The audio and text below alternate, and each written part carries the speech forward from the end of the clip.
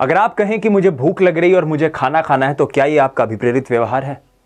या परीक्षा की तैयारी के लिए सुबह 4 बजे उठकर मेहनत करना, पढ़ते रहना, यही अभिप्रेरणा के अंतर्गत आएगा? अगर आप अपने ऑफिस में काम कर रहे हैं और काम करते करते थक गए और आप कहें अपने आप से, अपने दोस्तों से कि थोड़ी आराम की ज़रूरत है, तो क्या ये आपका अभिप्रेरित व्यवहार है?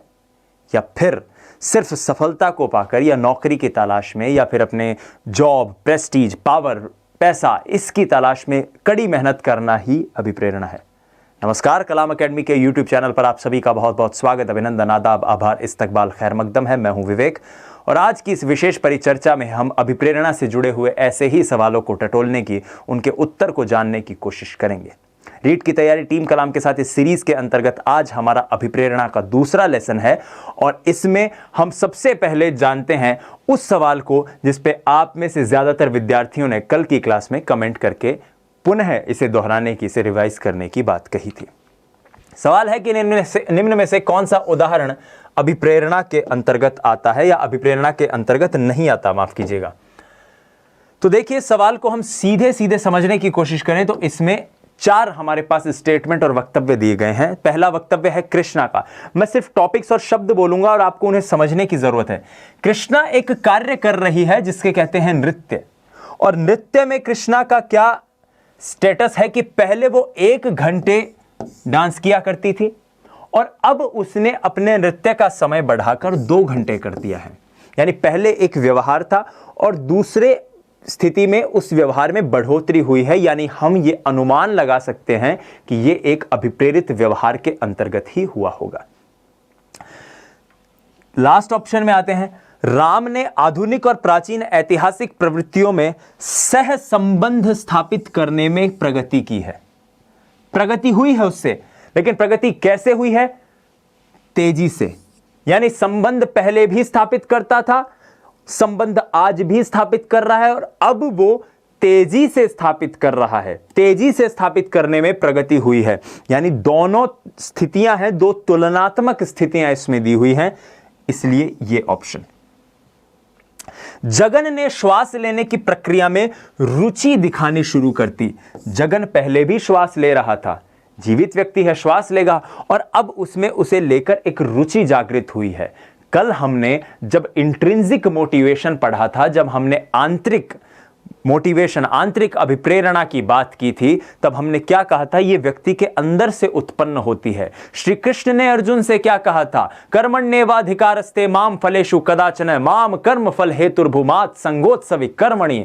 कर्म किए जा बेटा, फल की चिंता मत कर, फल को छोड़, कर्म जो है उस कर्म में रुचि पैदा कर, उस कर्म को अपना ध्येय बना। तभी तो हमने जो कल एक प्रश्न किया था उसमें एंड वाली बात हुई थी कि जो आंतरिक अभिप्रेरणा है वो अपने आप में एक अंत है, और इसके लिए अगर आप कार्य में, आप अपने एक्शन में अगर आप इंटरेस्ट ले रहे हो, रुचि ले रहे हो, तभी आपको वहां से अभिप्रेरणा आएगी। तो जगन का जो स्टेटमेंट है, जगन का जो केस है, वो एक अभिप्रेरित व्यवहार है। अब आते हैं जॉन स्टुअर्ट मिल के ऊपर। मिल के बारे में एक सीधा सीधा कथन कहा गया कि मिल ने 12 वर्ष की उम्र में दर्शन पढ़ना, फिलॉसफी पढ़ना प्रारंभ कर दिया। इस स्टेटमेंट को पढ़कर हमें कहीं भी नहीं नजर आ रहा कि यह एक अभिप्रेरित व्यवहार है, क्योंकि बाकी तीनों स्टेटमेंट में एक तुलनात्मक स्थिति है। पहले नृत्य करती थी 1 घंटे, अब 2 घंटे कर रही है। पहले श्वास लेता था, लेकिन अब तो रुचि भी लेने लग गया है। पहले उसके ऐतिहासिक संबंधों के बीच में कुछ कार्य थे और अब उसमें प्रगति हुई है, और वो भी तेजी से। लेकिन मिल के केस में ऐसा कहीं भी नहीं लिखा हुआ। सीधी सी बात है कि 12 साल की उम्र में दर्शन पढ़ रहा है। अब इसे समझते हैं। आप में से कुछ विद्यार्थियों ने कहा कि सर, हो सकता है मिल को भी कहीं से प्रेरणा मिली हो। बिल्कुल मिली हुई है। 100% संभावना है कि उसे मोटिवेशन आया होगा, चलते चलते ऐसे किताब हाथ में आई होगी, पढ़ा होगा, मजा आ गया होगा और इंटरेस्ट जागा होगा, रुचि जागी होगी और पढ़ने लग गया होगा। संभव है ऐसा हुआ होगा, लेकिन इस वाक्य को पढ़ने से ऐसा नहीं पता चल रहा, इसलिए बोर्ड ने इसे सही उत्तर माना है। जॉन स्टुअर्ट मिल 12 वर्ष की उम्र में दर्शन का अध्ययन प्रारंभ कर चुके थे। रीट लेवल 1 2012 का यह सवाल है। आइए आगे बढ़ते हैं अगले सवाल को। अगला सवाल भी ऐसा ही है। चारों ऑप्शन आपके मोटिवेशन के ही एक तरह से उदाहरण है और आपको जानना है कौन सा सबसे ज्यादा नजदीक है। प्रश्न कह रहा है, रीट लेवल 1 2017 में आया था कि छात्र अ आगामी स्कूली वर्ष के बारे में भावुक है और अच्छा करना चाहता है। यानी छात्र अ बांट टिंगरा कीजिए है कि तेरो भाई मास्टर बनसी और मास्टर बनर कटासी गाड़ी और फे देख फलन फलन बादशाह बैठेगा बैठेगा अठे। तो मोटिवेटेड तो है ही, अपने भविष्य को लेकर जो कार्य उसे करना है उसको लेकर वो जागरूक भावुक भी है, माफ कीजिएगा, और अच्छा भी उसमें करना चाहता है, यानी ये मोटिवेटेड है। बी क्या है? सक्रिय है, एक्टिव है। गणित में अच्छा करने के लिए अच्छा लक्ष्य निर्धारित करना कि यार मुझे भिन्न के 50 सवाल करने हैं, आज मुझे एचसीएफ के 15 सवाल करने हैं, आज मुझे ये करना है। मेहनत कर रहा है, उसके लिए लक्ष्य निर्धारित कर रहा है और प्रयास भी कर रहा है। He is trying again and again again and again again and again, और उसके बाद वो कक्षा में उच्चतम अंक हासिल कर रहा है। यानी वो एक लक्ष्य निर्धारित करता है, उस पर प्रयास कर रहा है, मेहनत कर रहा है, श्रम कर रहा है, और फिर उसका सकारात्मक परिणाम भी उसे मिल रहा है। तो बी भी मोटिवेटेड है। सी क्या है? उसे क्या करना, पूरा करना है, अपना ध्यान इस पर निर्देशित करने में वो अच्छा है कि मैंने शिक्षा मनोविज्ञान को कोर्स पूरा करना है पहली, तो फिर मैं पढ़ूंगा गणित और फिर मैं पढ़ूंगा अंग्रेजी, अंग्रेजी मेरी सेकंड लैंग्वेज है। या कोई हो सकता है जो कहे कि फिर मेरे को पढ़नी है हिंदी, हिंदी मेरी फर्स्ट लैंग्वेज है, जो भी है। तो उसको क्या पूरा करना है, किस तरह से अपने लक्ष्य तक जाना है, इसके बारे में ध्यान देने में, ध्यान निर्देशित करने में वो अच्छा है। यह भी अभिप्रेरित व्यवहार है। और ड क्या है? वो कड़ी मेहनत करती है, बोली पड्डे है भाई। और फिर शैक्षिक कार्य में, अपने शैक्षिक कार्य के बारे में सकारात्मक भावनाएं अनुभव करती है। यानी चोखो पड्डेर आप राजी भी हो, मुड़के भी, आज तो मैं 15 घंटा पढ़ी, आज तो मैं 12 घंटा पढ़ी। तो यह भी अभिप्रेरित है अपने आप में। तो कहने का अभिप्राय यह है कि ये चारों ही मोटिवेटेड हैं, चारों ही अभिप्रेरणा के उदाहरण हैं। हमें जानना है इनमें से सबसे ज्यादा नजदीक कौन सा है, तो इसमें सबसे ज्यादा नजदीक है ऑप्शन बी। क्यों? सक्रिय है, एक लक्ष्य बना रहा है, लक्ष्य के लिए प्रयास भी कर रहा है, और प्रयास करने के बाद जो परिणाम है वो भी अनुकूल आ रहे हैं। तो ये मोटिवेशन का सबसे ज्यादा नजदीक और सबसे बेहतर उदाहरण है, इसलिए उत्तर बी हो जाएगा। क्लियर? आगे बढ़ते हैं। अगला प्रश्न देखिए, निम्न में से कौन सा उदाहरण अर्जित प्रेरक का है? 4 ऑप्शन है, भूख, पुरस्कार, रुचि और विश्राम। इससे पहले कि इसके उत्तर तक चलें, सबसे पहले जानते हैं अभिप्रेरक होते क्या हैं। अभिप्रेरक वो जिनके जरिए अभिप्रेरणा हो, और 2 तरह के हैं। कैसे? हमने कल भी देखे थे, इंट्रिंसिक, एक्सट्रिंसिक, आंतरिक और बाह्य, और आज भी जानते हैं 2 अन्य तरह के अभिप्रेरक। पहली चीज, अभिप्रेरण का वर्गीकरण, 2 तरह के अभिप्रेरण, मोटिव, शारीरिक अथवा जैविक। जैविक यानी बायोलॉजिकल, शारीरिक यानी फिजियोलॉजिकल, और अर्जित अथवा सीखा हुआ, जिसको हम कह सकते हैं एक्वायर्ड या फिर लर्न्ड, जिसे हमने समाज से, बाहरी वातावरण से, दुनिया से प्राप्त किया, वो क्या है? अर्जित अभिप्रेरण है। और शारीरिक जैविक अभिप्रेरण वो जो आप में जन्मजात हो। आइए समझते हैं। तो सबसे पहले शारीरिक अभिप्रेरण को या फिजियोलॉजिकल मोटिव को जानते हैं। यह वो अभिप्रेरण है जो जन्मजात है, जो आप में जन्म से है। कैसे अभिप्रेरण? भूख लगना, प्यास लगना, नींद का आना, कामोत्तेजना, मलमूत्र त्यागना, दर्द, परिवर्तन, इस प्रकार की जो भी चीजें हैं ये आप में जन्मजात हैं। और जन्मजात हैं तो जीने के लिए आवश्यक भी हैं। भाई बिना भूख के थोड़ी जी लोगे, बिना प्यास के, प्यास तो लागरी को नीर, ऊंट थोड़ी होते, और ऊंट ना भी कदे न कदे तो लगे यारो प्यास। तो इसलिए जीवित रहने के लिए जो आवश्यक हैं वो शारीरिक और जैविक आपके अभिप्रेरक होते हैं, और ये अभिप्रेरण सार्विक ही होते हैं। सार्विक मतलब यूनिवर्सल। यूनिवर्सल का मतलब है जैसे मुझे चाहिए वैसे ही आपको चाहिए। जितनी प्यास, जैसी प्यास मुझे लगती है वैसी प्यास आपको लगती है। ऐसा थोड़ी है कि यार कोई एक आदमी को तो प्यास लगती नहीं है और दूसरे को प्यास लगती है, इन तो अलग प्यास लगे, इन अलग प्यास लगे, इन अलग भूख लगे, इन अलग भूख लगे। ऐसा नहीं होता ना। तो ये अभिप्रेरक सब में, अभिप्रेरण सब में एक जैसे होते हैं, और ये व्यक्ति में समस्थिति बनाए रखते हैं। समस्थिति का मतलब है एक होमोजेनिटी। जब इनकी आवश्यकता होती है तब असंतुलन बनता है। जैसे ही आवश्यकता की पूर्ति हुई, आदमी पुनः संतुलित हो जाता है। प्यास लागी, पानी पी लिया, पाछो ठीक होगा। भूख लागी, रोटी खा ली, पाछा ठीक होगा। तो ये शारीरिक और जैविक अभिप्रेरण के कुछ विशेषताएं हैं जिन्हें हमने समझने की कोशिश की। इसके बाद आइए जानते हैं अर्जित अथवा सीखे हुए अभिप्रेरण को, कि अर्जित अभिप्रेरण क्या होता है, सीखा हुआ अभिप्रेरण क्या होता है। सबसे महत्वपूर्ण इसमें है उपलब्धि अभिप्रेरण, जिसे हम अचीवमेंट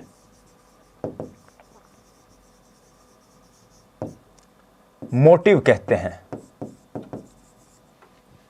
संबंधन अभिप्रेरण, जिसे हम एफिलिएशन मोटिव कहते हैं।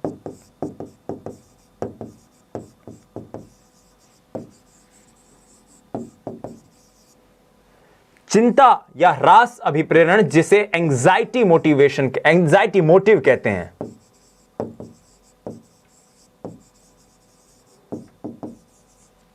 उसके बाद आता है आक्रमणशीलता अभिप्रेरण, जिसे एग्रेशन मोटिव कहते हैं।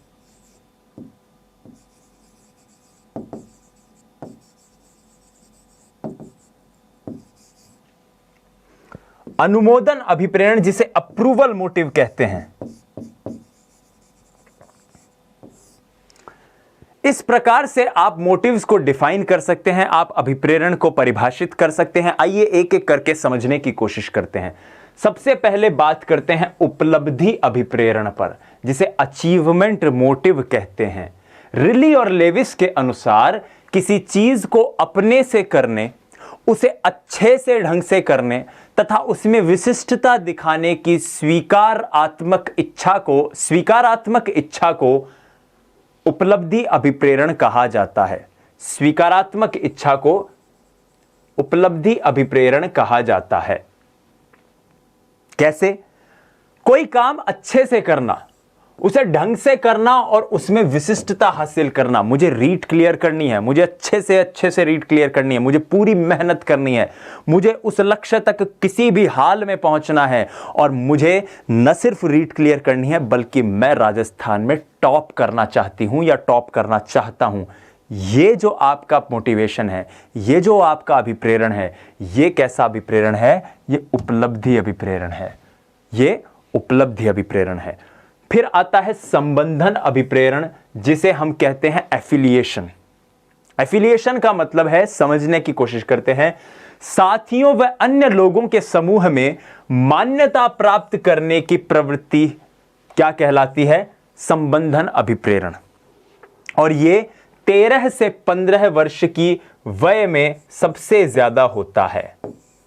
13 से 15, यानी किशोरावस्था के आसपास जो है, उससे थोड़ा पहले भी हो सकता है, उसके आसपास जो है वो सबसे ज्यादा होता है। सिम्पसन के अनुसार, सिम्पसन कहते हैं कि भाई ये अभिप्रेरण सही है या नहीं है, तो सिम्पसन इसको सही मानते हैं। वो कहते हैं कि इससे आत्मसंतोष और आत्मविश्वास में वृद्धि होती है। भाई व्यक्ति का जो आत्मविश्वास है वो बढ़ता है ऐसे अभिप्रेरण से, कि यार मैं कितना आत्मविश्वास है मुझ में, क्योंकि आप लोगों में मान्यता प्राप्त कर रहे हो, लोग आपको स्वीकार कर रहे हैं, लोग आपको स्वीकार करेंगे तो आप में आत्मविश्वास आएगा। आपने देखा होगा ना कि कुछ लोग होते हैं, हालांकि ऐसे ये उदाहरण सही नहीं है, लेकिन कई बार होता है कि कुछ लोगों को लगता है कि यार मैं सुंदर नहीं दिख रहा, मैं अच्छा नहीं दिखता, फिर वो थोड़ा सा मान लीजिए सुंदर दिखने लग जाता है, तो उसके अंदर कॉन्फिडेंस आता है कि हाँ यार मैं सुंदर दिखता हूँ, कि लोग मुझे देख के कह रहे हैं कि यार ये अच्छा दिख रहा है। ये क्या है? ये संबंधन अभिप्रेरण ही है। इसे आप इससे भी कर सकते हैं, जोड़ सकते हैं, रिलेट कर सकते हैं कि जब हमने विकास पढ़ा था तब विकास में हमने अवस्थाएं पढ़ी थी, और अवस्थाओं में एक अवस्था ऐसी थी जिसमें हमने ये पढ़ा था कि बालक जो है, बालक एक समय आता है जब अपने आसपास के समाज के लोगों में स्वीकार्यता का भाव देखता है, स्वीकार्यता चाहता है अपने आसपास के लोगों से। तो ये जो स्थिति थी, ये कौन सी विकास की कौन सी अवस्था में थी? ये उत्तर बाल्यावस्था में थी। तो आप उसको देखिए, यहां से जोड़ सकते हैं। इसलिए मनोविज्ञान में हर चीज एक दूसरे से जुड़ी हुई है। अगर आप इस तरह से रिलेट करके जोड़कर पढ़ेंगे आपको बहुत मजा आएगा। संबंधन अभिप्रेरण के बाद हम बात करते हैं चिंता ह्रास अभिप्रेरण की, जिसे एंजाइटी अभिप्रेरण कहते हैं। अल्ले ओ तो यही को नहीं, अब क्या करशा, फिर कॉपी खोली धड़ाधड़ पड़ लाग का। ये क्या है? चिंता ह्रास अभिप्रेरण है। एंजाइटी है, डर है, दर्द है। जब मान लो आप पेपर दे जाओ, टेस्ट वगैरह आपने पेपर देने जाते हो, जब भी कोई एग्जाम देने जाते हो तो उस दिन ऐसा थोड़ी है कि 8 बजे का पेपर है, 10 बजे तक सोत्या ही ला दिया, फिर 12 बजे उठे, अल्लाह यार पेपर ही छूट गो। ऐसा नहीं होता ना। उस दिन तो कई बार नींद नहीं आती, कई बार जल्दी आँख खुल जाती है, जिसको अंग्रेजी में एक टर्म होती है बटरफ्लाइज इन द स्टमक, और आप पड़ी भाषा में बोलना कि गला मेली लागेड़ी रहे, तो वो चिंता ह्रास अभिप्रेरण का ही एक उदाहरण है। वैज्ञानिकों ने, मनोवैज्ञानिकों ने कहा है कि इस अभिप्रेरण को संतुलित बिंदु पर रखना आवश्यक है। संतुलित बिंदु पर रखना कैसे, समझने की कोशिश कीजिए। मनोवैज्ञानिक अध्ययन में यह क्लियर हुआ, यह निष्कर्ष निकला कि व्यक्ति को जब उसके कार्य के साथ अभिप्रेरण के रूप में चिंता ह्रास दी जाती है तो उसकी प्रोग्रेस होती है, उसमें प्रगति देखी गई है, उसके कार्य में प्रगति देखी गई है, फिर चाहे वो अधिगम हो चाहे कोई और चीज हो, प्रगति देखी गई। लेकिन एक बिंदु पर अगर जाकर चिंता को और बढ़ा दिया गया तो आपके उस कार्य में प्रगति नहीं, कमी आनी शुरू हो जाएगी। भाई उसके स्तर के बाद तो आदमी को चिंता ही ज्यादा हो जाएगी ना कि यार अल्लाह बोलो करने ही आएगी पेपर, अब तो अगली बारी देखा। जैसे आप में से कई विद्यार्थी कमेंट करते रहते हैं कि सर रीट कब होगी, रीट कब होगी, रीट कब होगी। ये जिस दिन पेपर होगा उसके भी 4 दिन पहले ऐसा ही प्रश्न करेंगे, सर रीट कब होगी, रीट कब होगी, रीट कब होगी। और फिर जिस दिन पेपर होगा उस दिन बोलेंगे यार अब काल तो जल्दी होगी, बैठे को नहीं अगली बार देखा। तो वो है कि आप चिंता को भी एक स्तर तक ही जाना ठीक है, उसके बाद वो अगर आप ले जाते हो तो वो किसी काम की नहीं है, वो आपको आपके लक्ष्य से बाधित ही करेगी। ठीक है, चिंता ह्रास अभिप्रेरण क्लियर हुआ। इसके बाद हम बात करते हैं आक्रमणशीलता अभिप्रेरण की। स्मिथ एटकिंसन और हिलगार्ड ने कहा था कि एक ऐसा व्यवहार है जिसका उद्देश्य दूसरों को शारीरिक रूप से या शाब्दिक रूप से चोट पहुंचाना तथा दूसरों की संपत्ति को बर्बाद करना होता है। मनोवैज्ञानिक अध्ययन में यह पता चला कि यह उस परिस्थिति में सर्वाधिक होता है जब व्यक्ति में अनुचित कुंठा तीव्र मात्रा में उत्पन्न हो जाती है। समझे कुछ? अखबारों में आपने कई बार ऐसे खबरें पढ़ी होंगी जो दिल दहला देती हैं कि एक 10 साल के बच्चे ने अपने छोटे भाई की हत्या कर दी, या एक 12-15 साल के लड़के ने अपने साथ विद्यालय में पढ़ने वाले किसी बालक की या बालिका की हत्या कर दी। क्यों कर दी? जब काउंसलिंग होती है उनकी तो बताते हैं, वो मनोवैज्ञानिकों के साथ जब उन्हें ले जाते हैं, चाइल्ड साइकोलॉजिस्ट के पास जब वो जाते हैं, ऐसे कई उदाहरण आपने देखे होंगे, और वो यही कहते हैं कि सर ये जो साथी था ना मेरा, ये इसके स्कूल में मार्क्स ज़्यादा आते थे इसलिए मुझसे बर्दाश्त नहीं हुआ और मैंने इसको जान से मार दिया। या मेरा जो छोटा भाई है इसको मम्मी पापा बहुत प्यार करते हैं, मुझे प्यार नहीं करते इसलिए मैंने इसे मार दिया। तो ये जो उदाहरण है ये आक्रमणशीलता अभिप्रेरण के अंतर्गत आएंगे। क्यों हुआ ये? क्योंकि आप में एक अनुचित कुंठा आ गई, और वो कुंठा कहां निकली? आपने किसी दूसरे का अहित किया। आपको याद है कल एक प्रश्न हमने किया था, कई विद्यार्थियों के उस पर कमेंट भी आए थे कि सर मनोविज्ञान अभिप्रेरणा जो है वो अप्रिय स्थिति से दूर ले जाती है, ये आप कैसे कह सकते हो? इस उदाहरण से समझो। मनोवैज्ञानिक अभिप्रेरणा आपको अप्रिय स्थिति में ले गई, इसलिए वो ऑप्शन गलत था। अप्रिय है ना, आप किसी का मर्डर कर रहे हो। फिर अनुमोदन अभिप्रेरण को देखते हैं। अनुमोदन अभिप्रेरण से तात्पर्य है कि व्यक्ति दूसरों से धनात्मक मूल्यांकन यानी प्रतिष्ठा, प्रशंसा आदि पाने की उम्मीद से कुछ करता है। कोई भी काम आप कर रहे हो तो उसके पीछे उद्देश्य है आपका कि लोग मुझे देखें, लोग मुझे अप्रूव करें कि अरे वाह वाह क्या बात है। या बचपन में आपने देखा होगा, जैसे इसमें लिखा भी है कि 6 वर्ष से कम आयु में बालक माता पिता से अनुमोदन प्राप्त करने की तीव्र इच्छा रखता है कि मम्मी मैं खेल आऊंगे, मैं बाहर जाऊंगे, मैं पार्क में जाऊंगे, मैं ओ कर लूंगे, मैं वो कर लूंगे। तो ये क्या है? ये उस अवस्था में व्यक्ति अनुमोदन किससे प्राप्त करता है? माता पिता से। लेकिन उसके बाद जैसे ही वो दुनिया से उसका साक्षात्कार होता है, उसे पता चलता है कि ऐसे और भी स्रोत हैं, जैसे उसके शिक्षक, जैसे उसके साथी, जैसे उससे अधिक उम्र के बालक बालिकाएं, और वो उनसे अनुमोदन प्राप्त करने की इच्छा करता है। फिर वो उनसे अनुमोदन प्राप्त करता है। ये भी उदाहरण बाल विकास में हमने देखा था। क्या देखा था? कि एक अवस्था आती है जिसको हम टोली अवस्था कहते हैं, और टोली अवस्था में बच्चा क्या करता है, वो अपने परिवार से बागी हो जाता है, उसमें थोड़ी लड़ने की प्रवृत्ति आ जाती है और वो टोली ही उसके लिए सब कुछ हो जाती है। अनुमोदन को के अभिप्रेरण को एक मनोवैज्ञानिक ने बहुत शानदार ढंग से समझाया है। मैं नाम नहीं बताऊंगा उनका, क्योंकि उन मनोवैज्ञानिक के ऊपर हमने बहुत अच्छे से चर्चा की थी, और यहां मैं एक लाइन बोलूंगा और मैं चाहूंगा कि आप समझें और आप बताएं मुझे कि वो मैं किस मनोवैज्ञानिक की यहां बात कर रहा हूं।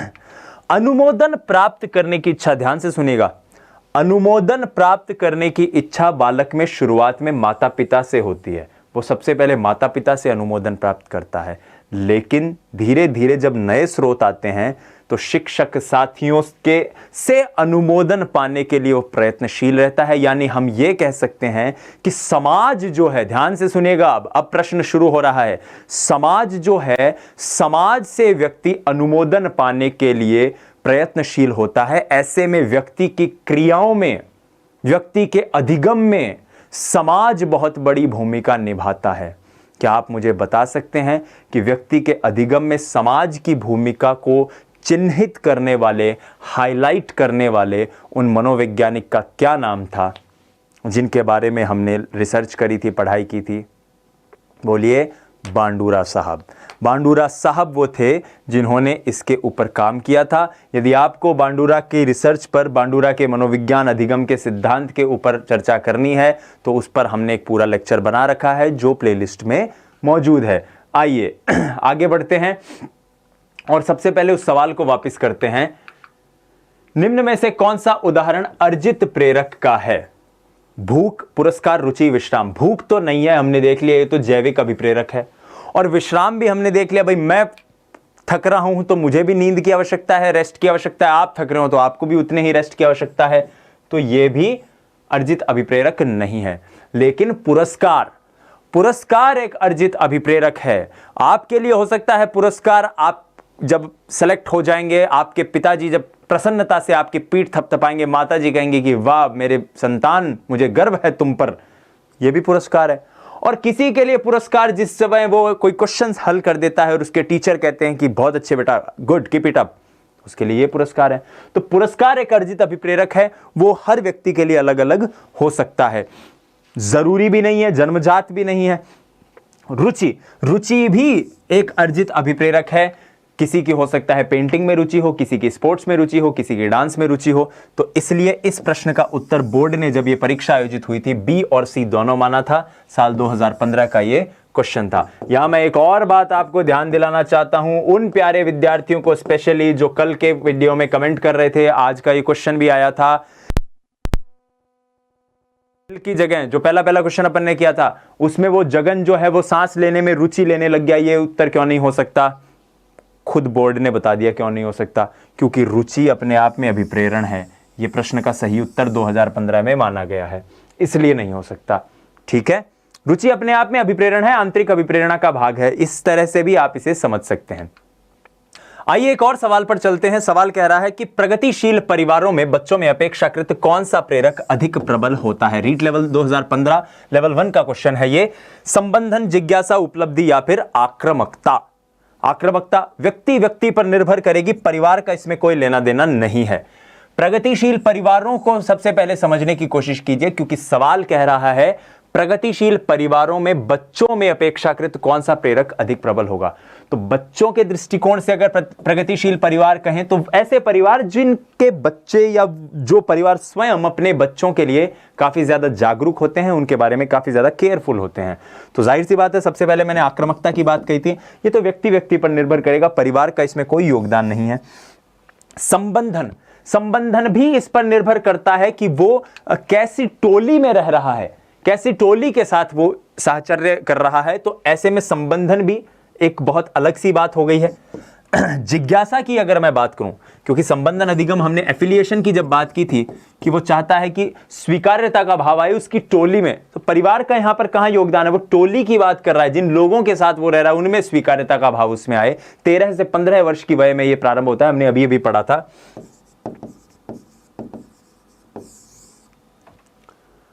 जिज्ञासा विकास की एक बेहद महत्वपूर्ण विशेषता है। लेकिन उपलब्धि की अगर मैं बात करूं तो उपलब्धि एक ऐसा प्रेरक है जो निर्भर करता है व्यक्ति कैसे समाज में रह रहा है, कैसे परिवार में रह रहा है, कैसे लोगों के बीच रह रहा है। इसलिए इस प्रश्न का उत्तर ऑप्शन सी हो जाएगा। आप कहेंगे कि सर ए भी हो सकता है, बी भी तो हो सकता है। एक सरल से उदाहरण से समझिए। मेरे परिवार में मान लीजिए ज्यादातर लोग शिक्षक हैं, तो जाहिर सी बात है मेरा झुकाव शिक्षक के रूप में अपने करियर को बनाने की ओर होगा। चाहे मैं एक बच्चा ही हूं सामान्य अवस्था में। अगर मेरे परिवार में डॉक्टर बहुत ज्यादा हैं तो मेरा झुकाव ऐसे प्रोफेशन की ओर होगा जो मेडिकल से जुड़ा हुआ हो। मेरे परिवार में इंजीनियर ज्यादा हैं तो मेरा झुकाव उधर होगा। मेरे परिवार में अगर सरकारी अधिकारी ज्यादा हैं तो मेरी भी इच्छा होगी कि मैं भी सरकारी अधिकारी बनूं, मैं अपने पिताजी जैसा बनूं, मामा जी जैसा बनूं, चाचा जी जैसा बनूं, मम्मी जैसा बनूं, इस प्रकार से। इसलिए उपलब्धि अभिप्रेरक जो हैं वो निर्भर करता है कि कैसे परिवार में। तो प्रगतिशील परिवार की अगर बात है, ऐसे परिवार जो जिनके बच्चों में वो परिवार अपने ज्यादा ध्यान रखते हों, उपलब्धि अभिप्रेरक ज्यादा होगा। इसको आप ऐसे भी समझ सकते हैं कि आपके कुछ रिश्तेदार जो शहरों में रहते हैं, अब थे गांव में टाबर प्रणाम के करो, छुट्टिया में टायर चलाता, हांडो अठीन का बठीन टायर चला लिया, गुच्ची खेल ली, अंटा खेल लिया, गाछा पर चढ़ गा। और वो बच्चे क्या करते हैं कि सर इस बार गर्मियों की छुट्टियों में मैं स्विमिंग सीखूंगा, इस गर्मियों की छुट्टियों में स्केटिंग सीखूंगा, इस गर्मियों की छुट्टियों में गिटार बजाना सीखूंगा। तो ये प्रगतिशील परिवार की तो निशानी है कि वहां के जो बालक हैं वो इस प्रकार की चीजें कर रहे हैं। तो ये उपलब्धि अभिप्रेरक है, ये उनके अचीवमेंट से जुड़ा हुआ है। आइए अगला प्रश्न देखते हैं। सकारात्मक दंड का निम्न में से कौन सा उदाहरण है? सकारात्मक दंड को समझने के लिए मैं सबसे पहले आपको एक बेहद महत्वपूर्ण कॉन्सेप्ट, बेहद महत्वपूर्ण टॉपिक पर लेकर जाऊंगा जो सकारात्मक दंड से जुड़े हुए आपके जो भी डाउट्स हैं उनको बहुत अच्छे से क्लियर कर देगा। सबसे पहले मैं मनोविज्ञान के दो शब्द आपको बताता हूं जिनमें एक है सकारात्मक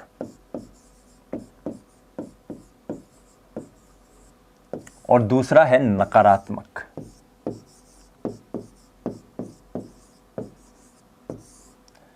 याद रखिएगा, सकारात्मक और नकारात्मक दोनों का ही मतलब यहां पर मनोविज्ञान में पॉजिटिव या नेगेटिव से नहीं है। क्लियर? सकारात्मक का मतलब है व्यक्ति को कोई चीज दी जाए और नकारात्मक का मतलब है व्यक्ति से कोई चीज वापस ले ली जाए। व्यक्ति के व्यवहार में परिवर्तन के लिए आप उसे कोई चीज दे रहे हैं, आप उसमें उसे कुछ ऐड ऑन कर रहे हैं अपनी तरफ से। वो प्लीजेंट भी हो सकता है, वो अच्छा भी हो सकता है, वो बुरा भी हो सकता है, वो सही भी हो सकता है, गलत भी हो सकता है, वो एक अलग चीज है। लेकिन अगर आप कुछ दे रहे हैं तो वो सकारात्मक है, अगर आप कुछ ले रहे हैं तो वो नकारात्मक है। ये अभी तक क्लियर रखिएगा। क्लियर? आइए, किसमें परिवर्तन करना था मुझे? व्यवहार में। तो मैं फिर पेन चेंज कर लेता हूं ताकि आपको क्लियर हो जाए। किसमें परिवर्तन करना था? व्यवहार में। तो व्यवहार में कोई चीज देकर परिवर्तन व्यक्ति के किया जा रहा है तो वो सकारात्मक है, और कोई चीज लेकर किया जा रहा है तो वो नकारात्मक है। अब इस व्यवहार में सकारात्मक और नकारात्मक से जो परिवर्तन आएंगे वो कैसे हो सकते हैं? वो या तो उसके व्यवहार को बढ़ा देंगे, जिस व्यवहार को वो कर रहा था उस व्यवहार में वृद्धि करेंगे, और या हो सकता है उस व्यवहार में कमी लेकर आ जाए। तो यदि कोई चीज देने या लेने से व्यवहार में बढ़ोतरी हो रही है, मैं अभी उदाहरण से भी समझाऊंगा, चिंता मत कीजिए, व्यवहार में बढ़ोतरी हो रही है तो वो तो आपका हो जाएगा पुनर्बलन। और अगर उससे उस व्यक्ति के मनोवैज्ञानिक व्यवहार में कमी आ रही है तो वो हो जाएगा दंड। आपने व्यक्ति को कोई चीज दी ताकि उसके व्यवहार में बढ़ावा हो तो वो पुनर्बलन है। लेकिन आपने व्यक्ति को कोई चीज दी, अनप्लीजेंट हो सकती है, अच्छी ना लगे उसे, लेकिन व्यवहार में कमी आए उसके, तो वो दंड है। आपने व्यक्ति से कोई चीज ली ताकि उसके व्यवहार में बढ़ोतरी हो तो वो पुनर्बलन है। ले ली है आपने उससे, और अगर आपने कोई चीज उस बच्चे को दी ताकि उसके व्यवहार में कमी आए तो माफ कीजिएगा, आपने कोई चीज उससे खींची, ले ली वापस ताकि उसके व्यवहार में कमी आए, तो यह दंड है। उदाहरण से समझते हैं, सरल। कक्षा में बच्चे ने एक क्वेश्चन किया, शिक्षक ने उसे शाबाशी दी कि गुड, ऐसे ही गणित पढ़ो, ऐसे ही मनोविज्ञान पढ़ो, तो यह क्या है? यह सकारात्मक दंड है, सकारात्मक पुनर्बलन है, नकारात्मक दंड है, नकारात्मक पुनर्बलन है? बताइए। पहले एकदम तोड़ दो इस पूरी लाइन को। शिक्षक ने बच्चे को शाबाशी दी, तो शिक्षक को कुछ दे रहा है, सकारात्मक। उसके पीछे उद्देश्य क्या है? कि जो व्यवहार वो बच्चा कर रहा है उस व्यवहार में बढ़ोतरी हो, तो ये पुनर्बलन। तो सकारात्मक पुनर्बलन क्या है? क्लियर? सकारात्मक दंड को समझते हैं। बच्चा मान लो बदमाशी कर रहा है और आपने उसे कहा कि ए क्या कर रहा है, रख उसे वापस। आपने उसे डांटा, आपने उसे चांटा मारा, या आपने कुछ भी उसे उंगली दिखाई, कुछ भी कह सकते हैं उसे। कोई चीज आपने दिया है उसे, आपने कुछ दिया है उसे ताकि उसके व्यवहार में कमी आए, सकारात्मक दंड। क्लियर? ठीक है। नकारात्मक को समझते हैं। मान लीजिए आपने व्यक्ति के व्यवहार से कुछ छीन लिया, कुछ ले लिया उससे। उद्देश्य क्या है? कि उसके उस व्यवहार में बढ़ोतरी हो, तो वो पुनर्बलन बन जाएगा। एक बच्चे को आपने, मान लीजिए कई परिवारों में हमने देखा होगा, बच्चे पे हमने रिस्ट्रिक्शन लगा रखे हैं कि बेटा टीवी नहीं देखेगा, मोबाइल नहीं देखेगा, बाहर कहीं खेलने कूदने नहीं जाएगा, चुपचाप पढ़ाई कर। ऐसे कहते हैं ना, पूरे एकदम रिस्ट्रिक्शंस लगा दिए, कोई कुछ काम नहीं है, चुपचाप पढ़ाई करो, एग्जाम आ रहे हैं बहुत नजदीक। अब वो बच्चा पढ़ रहा है। एक दिन आपने देखा कि कितनी मेहनत कर रहा है, ईमानदारी से पढ़ता है, सुबह भी उठता है, पूरे अपने जो भी होमवर्क है वो पूरा कर रहा है, और आपने कहा कि चलो एक काम करो, आज संडे है, आज तुम 2 घंटे टीवी देखोगे, तुम्हें कोई फिल्म देखनी है देख लो, या तुम मोबाइल चलाना चला लो, या कंप्यूटर पर गेम्स खेलना खेल लो। तो आपने क्या किया? कुछ चीजें जो थी, जो एक रिस्ट्रिक्शंस जो थे, जो कानून कायदे जो थे, जो आपने उस व्यक्ति के ऊपर लगा रखे थे, उनमें से आपने कुछ चीजें वापस ले ली। पहले 7 दिन उसके ऊपर कुछ कायदे लगे हुए थे, अब उसमें से आपने कुछ वापस ले लिया ताकि उसके व्यवहार में बढ़ोतरी हो। तो ये क्या है? ये क्या है बताइए? पुनर्बलन है। क्लियर? तो इस तरह से आप सकारात्मक नकारात्मक पुनर्बलन को हम समझ सकते हैं। अब आइए हम वापस उस प्रश्न पर चलते हैं। सकारात्मक दंड का निम्न में से कौन सा उदाहरण है? पहले ही ऑप्शन को हम देखते हैं। मित्रों द्वारा उपहास करना। व्यक्ति था, मित्रों ने क्या किया? उपहास किया, यानी मित्र अपनी तरफ से भावनात्मक उसे कोई क्रिया कर रहे हैं, उसके लिए उसे कुछ दे रहे हैं, और उसे देने के पीछे उद्देश्य क्या है?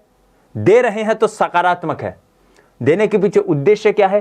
कि वो जिस भी कारण, जो भी उसने गलत किया है उसमें उसे कमी आए, जो भी व्यवहार है उसका, उस व्यवहार में कमी आए। मान लो कोई बच्चा है जो पढ़ता नहीं है, तो उसको शर्म आनी चाहिए तेरे को, हाँ हाँ हाँ हाँ हंस रहे हैं बच्चे, तो ये क्या है? ये मित्रों द्वारा उपहास। तो इस प्रश्न का सही उत्तर भी यही हो जाएगा। इस तरह आप चाहें तो बाकी के ऑप्शंस भी चेक कर सकते हैं। जैसे इस ऑप्शन को चेक करते हैं, सी को देखिए, मीन में एक निकालना बंद करना। अब बालक जो है उसके ऊपर आपने मीन में मतलब हर चीज में आप कमी निकालते, तो ये नहीं कर रहा, तो ये नहीं कर रहा, तो ये नहीं कर रहा, तो ये नहीं कर रहा।